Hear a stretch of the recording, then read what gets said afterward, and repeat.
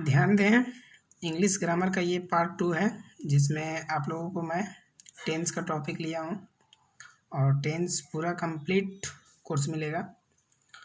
तो मैंने आप लोगों को पहला पार्ट में बताया था, यदि आप पहला पार्ट नहीं देखे हैं तो पहले आप देख लेंगे, मेरे चैनल पर वो वीडियो डाला हुआ है। तो पहला पार्ट में मैं आप लोगों को सिंपल प्रेजेंट तक बताया था, simple present tense, simple present tense. ठीक है, आप इसकी पहचान कैसे करेंगे? तो इसकी पहचान के लिए आप लिखेंगे कि जिस हिंदी क्रिया के अंत में ता हूँ, ती हूँ, ते हैं, ते हो रहता है, उसका अनुवाद सिंपल प्रेजेंट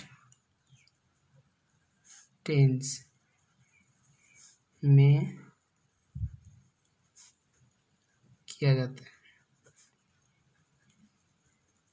ठीक है, अब सिंपल प्रेजेंट टेंस को आपको बनाना है, इसको कई ग्रुप में। जैसे पहला आता है अफर्मेटिव,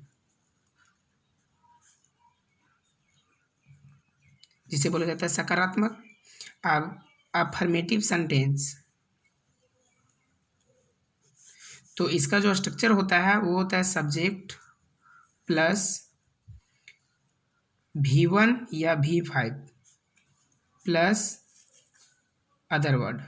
ठीक है, कहने का मतलब है कि सब्जेक्ट के अनुसार आप वर्ब को चेंज करेंगे। यदि आपका सब्जेक्ट थर्ड पर्सन का सिंगुलर होगा, लिखेंगे, इसे लिख देता हूँ मैं याद रखने के लिए, और अपने भी आप नोट कॉपी में इसे नोट करेंगे। यदि सब्जेक्ट आपका थर्ड पर्सन का सिंगुलर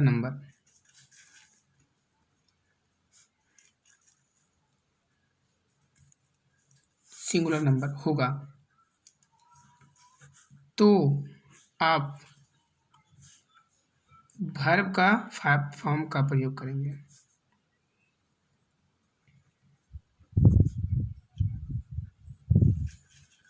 इसे अच्छे से समझने के लिए आइए हम आप एक एग्जाम्पल करके आपको दिखाता हूँ। जैसे मान लीजिए मैं लिखता हूँ वह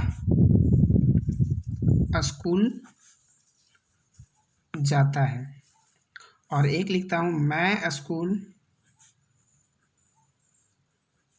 जाता हूँ।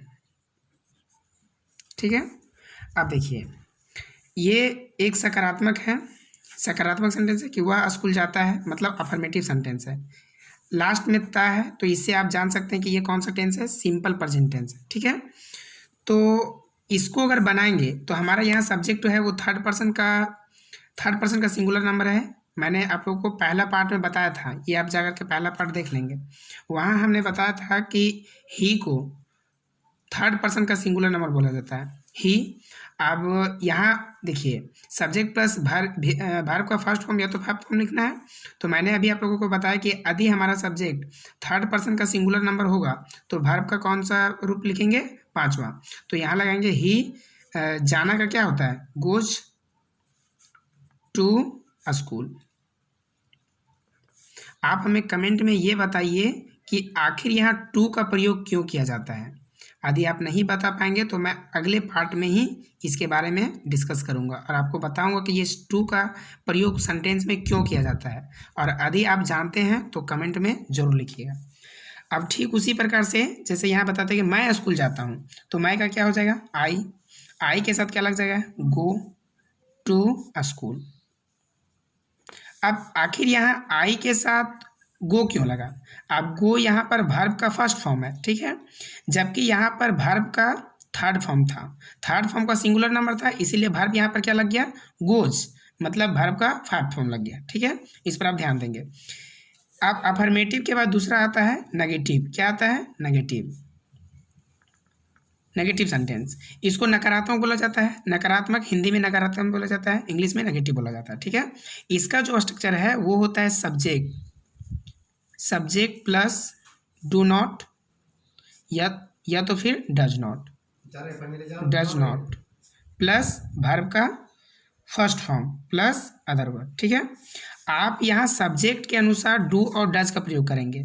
अभी अभी आप लोगों को बताया कि यदि हमारा सब्जेक्ट रहेगा वर्ब का थर्ड पर्सन का सिंगुलर नंबर, सॉरी यदि हमारा सब्जेक्ट रहेगा थर्ड पर्सन का सिंगुलर नंबर तो आप किसका इस्तेमाल करेंगे, डज का। और यदि सब्जेक्ट हमारा रहेगा फर्स्ट पर्सन रहेगा या सेकंड पर्सन रहेगा तो वहाँ क्या लगाएंगे, डू लगाएंगे। जैसे यहाँ जो एग्जांपल लिया इसे मैं अलग लेता हूँ, सीता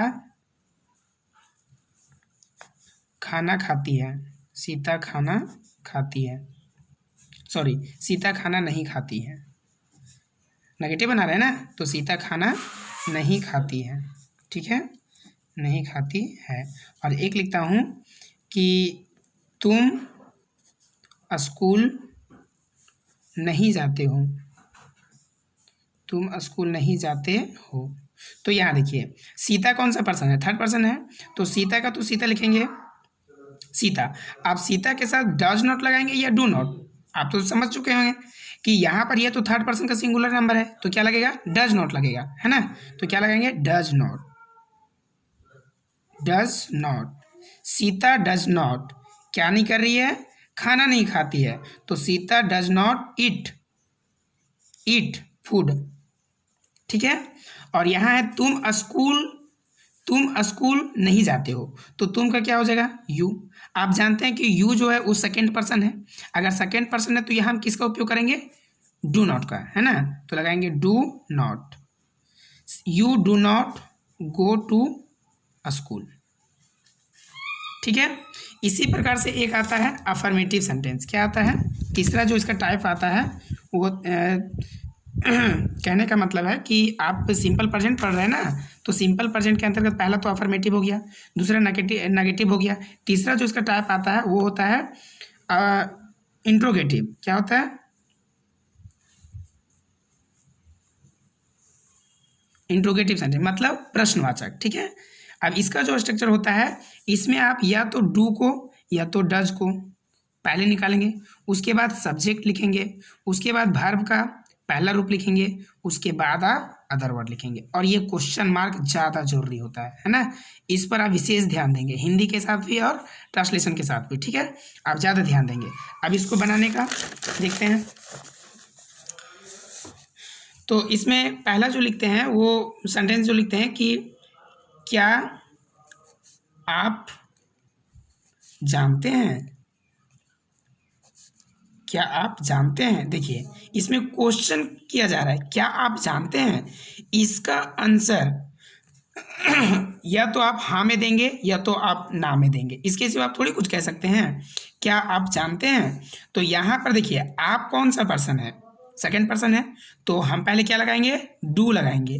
डू यू जानना का क्या होता है, नो, डू यू नो, ये क्वेश्चन मार्क। ठीक है, तो इस प्रकार ये सिंपल प्रेजेंट का था। आप इसी का आप नेगेटिव भी बना सकते हैं, एक होता है WH, वो मैं आप लोगों को अगला टाइप में बताऊंगा। ठीक है, तो थैंक यू, कैसा लगा ज़रूर बताएं और कमेंट ज़रूर करें।